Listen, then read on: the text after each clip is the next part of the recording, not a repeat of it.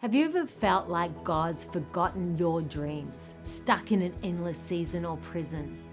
Well, let me reassure you, He hasn't. Even in our darkest moments, His perfect plan unfolds. Through Joseph's life, we discover nothing in our journey is wasted. There is hope and purpose in every chapter of our stories. Let me read to you when Joseph was in prison from Genesis chapter 40.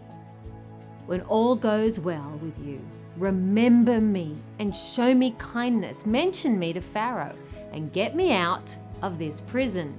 After Joseph interprets the baker and the butler's dreams, he asks the butler, whom he knew would soon be promoted back to the job, to remember him.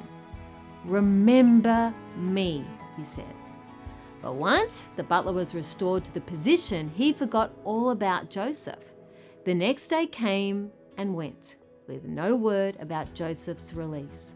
Psalm 105 verse 19 says of this time that the word of the Lord tested him.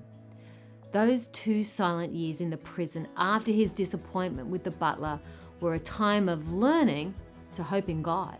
Sometimes God strips us of every human hope until our hope is centered on Him alone. Though Joseph remained in prison for 2 more long years until the butler finally remembered him, Joseph grew closer to God and grew in faith during this time. Those 2 years were not wasted years.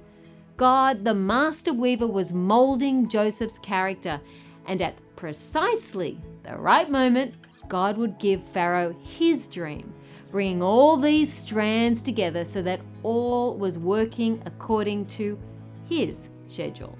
Joseph's trust in the sovereign God carried him through many bleak days in that prison.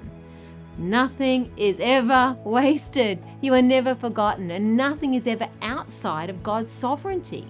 There is no limit to what God can do through you.